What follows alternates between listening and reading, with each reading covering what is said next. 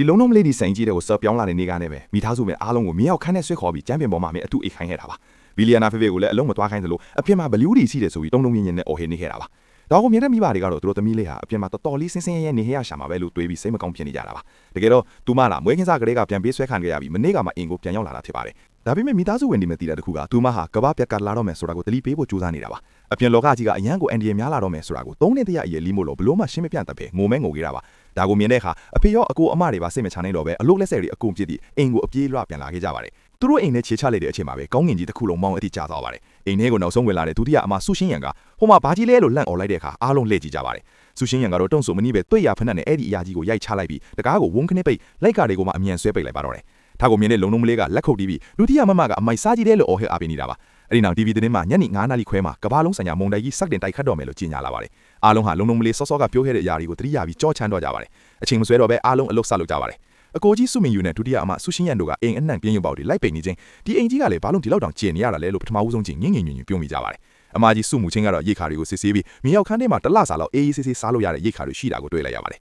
ခဏကြာမှတော့လစ်စီတွေလက်လာပြီးမိုးတွေတိတ်ကြီးမဲကြီးတို့ချပါတော့တယ်တအိမ်လုံးလည်းမိပြတ်သွားပြီးဖုံးလိုင်းတွေလုံးဝမမိတော့ပါဘူးအားလုံးကစိုးရင်တကြီးနာအခန်းတစ်ခန်းထဲမှာစုနေကြပါတယ်လုံးလုံးမလေးလာတော့သူမအမေလင်းချွမ်းရဲ့ညံခွင်ထဲမှာကန့်နေရင်စနစ်ဦးလေးကြီးဘာတွေဖြစ်နေတာလဲဘလူးတွေထွက်လာတော့မှလားလို့စိုးရင်တကြီးနဲ့မင်းနေပါလေစနစ်ကိုငါးညင်ရှိကသူမကိုနှိမ့်သေးပြီးမျက်လုံးမိတ်ခိုင်းလိုက်ပါတယ်သူမမျက်လုံးပြန်ဖွင့်လိုက်တဲ့အခါမှာတော့တေချာရင်တစ်ခုနဲ့ရေးဘူးစင်းတစ်ခုစိုက်ဖြိုးဖို့အသင့်ရှိတဲ့မြေကွက်လက်လေးရှိလာနေရာကိုရောက်သွားပါတယ်စနစ်ကဘာစိုက်ချင်လဲလို့မေးတဲ့အခါလုံးလုံးမလေးကခေါင်းလေးစောင်းပြီးစဉ်းစားကသမီးပေါင်မုံစိုက်ချင်တယ်လို့အတီးပေါက်ပြောလိုက်ပါတယ်စနစ်ကဒီမှာကတာမန်တီးနွန်တွေပဲစိုက်လို့ရတယ်လို့ပြောလိုက်ပြီးမြချက်ချင်းဆိုသလိုပဲမာပေါင်မှုမျိုးစေ့လောင်လည်မှုအောင်မြင်သည်ဆိုတဲ့အတီးပိတ်ချိုက်တက်လာပါတော့တယ်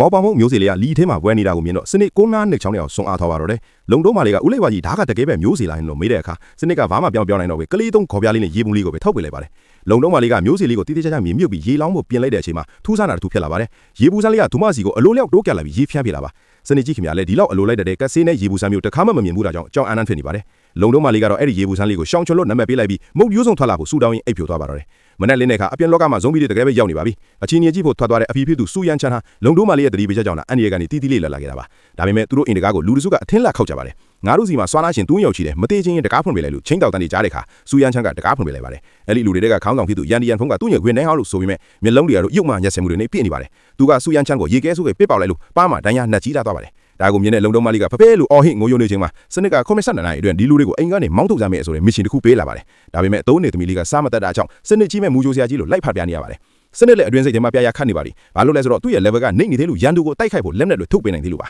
ဒီအတွင်းမှာရန်သူတွေကမီအောက်ခန်းတက်ကရီးခါတွေကိုတွေ့ထွားကြပြီးလောဘတက်ကအင်ကိုသိမ့်ဖိုက်ဖို့စူးစမ်းကြပါတယ်ရန်ဒီယန်ဖုန်းကအမကြီးစုမှုချင်းနဲ့ဒုတိယအမစုချင်းရန်ကိုလည်းပဲမတ်သမားတဲ့အကြည့်တွေနဲ့ချင်းကပ်လာတဲ့ခါမှာတော့ဒုတိယအမစုချင်းရန်ကဖက်နဲ့ပဲသူ့ပါကိုနှစ်ချက်ဆင့်ပြီးရိုက်ချလိုက်ပါတော့တယ်အဲ့ဒီမှာနေရန်ဒီယန်ဖုန်းကသွားလာတကြီးနဲ့စုချင်းရန်စီကိုရေခဲစုတွေအများကြီးပြစ်လွတ်လိုက်ပါတော့တယ်